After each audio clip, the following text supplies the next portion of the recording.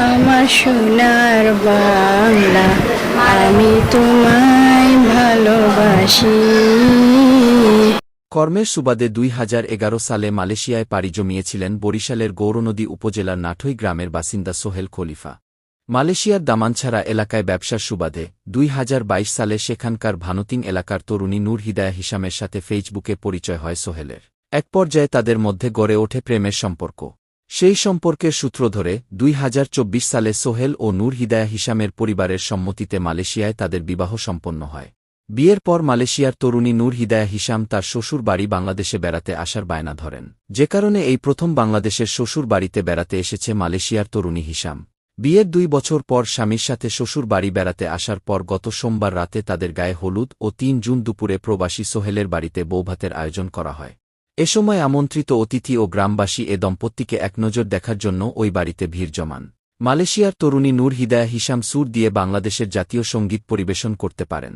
এছাড়াও তিনি অল্প অল্প বাংলায় কথা বলতে পারেন। Bangladesh memang okey. Lagi semua orang layan saya dengan baik. Diorang jaga makan. Sayang kat saya lah.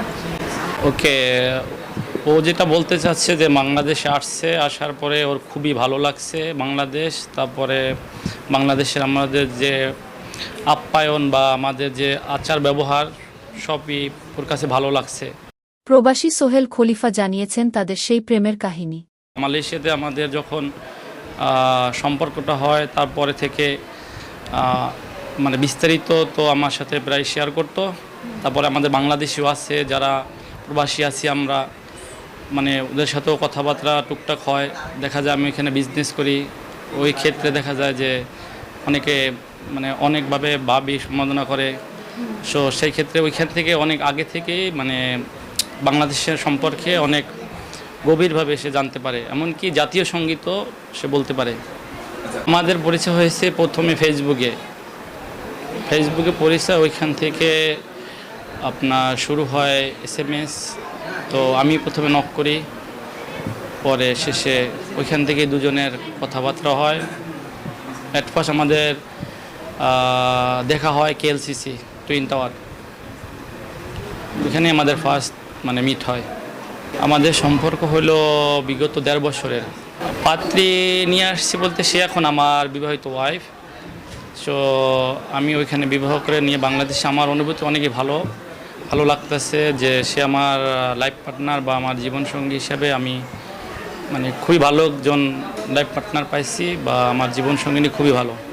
বাংলাদেশে আমাদের থাকা বলতে হ্যাঁ, বাংলাদেশে তো মাতৃভূমি, বাংলাদেশে তো আসতেই হবে। সে আমার যেহেতু ওয়াইফ, ওই সূত্রে তার বাংলাদেশে আসতেই হবে। সো তার বাংলাদেশে আসতে হবে, এবং আমি বাংলাদেশকেও ভালোবাসি। আসারও আমার প্রতি বছরের ইচ্ছা ২-৩ বার। সো সেও আমার সঙ্গে আসবে। ওর ফ্যামিলিতে আছে ওর বাবা মা আর 5 ভাই বোন, ও সহ 6 জন, 4 বোন আর ও 5 জন, আর ওর ছোট ভাই, আর ও হলো বড় মেয়ে ফ্যামিলি। তারা বাংলাদেশি হিসেবে আমাকে, তার বাবা মা সবাই আমাকে মানে যখন আমরা মিট করলাম, তারপরে মূলত তো আমাদের ওই দেশে তো একান্ত মানে মেয়ের ইচ্ছাটা মানে যে রিলেশনশিপটা হয় ওইটাই মানে প্রাধান্য হয়। সো সেই ক্ষেত্রে ওর বাবা মা সবাই আমার সাথে ভালো, বা তারা এই সুসম্পর্ক বা তারাও বিষয়টা খুব মানে ভালোভাবেই নিচ্ছে। তারপরে আমাদের আর কি বিবাহ বন্ধনে আবদ্ধ হয়। মালয়েশিয়াতে বিবাহ করছি sudah kawin 2 tahun kan? 2 tahun lebih, 2 বছরের বেশি। বিদেশি মেয়ে বাংলাদেশের বউ হয়ে আসায় বেজায় খুশি গৌরনদীর নাঠি গ্রামের বাসিন্দাসহ প্রবাসী সোহেলের নিকট আত্মীয় স্বজনরা। আমাকে অনুমতি নিয়ে বিবাহ করছে, বউ আল্লাহর ইচ্ছে ভালোই। আমরা আসলে খুবই আনন্দিত এই বিষয় নিয়ে, কারণ বাহিরের দেশের একটা মেয়ে আমাদের দেশের পুত্রবধূ হয়ে এসেছে। নাতি বউ দেখে ভালো লাগছে, খুব আনন্দ লাগতেছে এবং ভালো লাগতেছে যে আমাদের দেশে একটা বিদেশি মেয়ে আসছে আমাদের বাংলাদেশে। এটা আমাদের একটা গর্ব মনে করি। খুব ভালো লাগছে, একটা আনন্দ যে বিদেশি একটা মেয়ে আমাদের দেশে আসছে, আমাদের কালচারটা তার কাছে কেমন লাগে, আমাদেরও খুব ভালো লাগছে। আমরা সবাই খুব খুশি এবং ভাবি আমাদের সাথে মিলতাল দিয়ে খুব সুন্দরভাবে থাকতে পারতেছে। আমাদের ভাতিজা দীর্ঘদিন মালয়েশিয়ায় চাকরিরত ছিল, সেখানে তার জীবনসঙ্গী নিয়ে আসছে। আমাদের এলাকার মানুষ অত্যন্ত আনন্দিত এবং খুশি। প্রবাসী সোহেল জানিয়েছেন, তার বিদেশি স্ত্রীকে নিয়ে সমুদ্র সৈকত কক্সবাজার ও কুয়াকাটা বেড়ানোর পর আবার তারা মালয়েশিয়ায় চলে যাবেন। স্মার্ট সংবাদ, নিউজ ডেস্ক।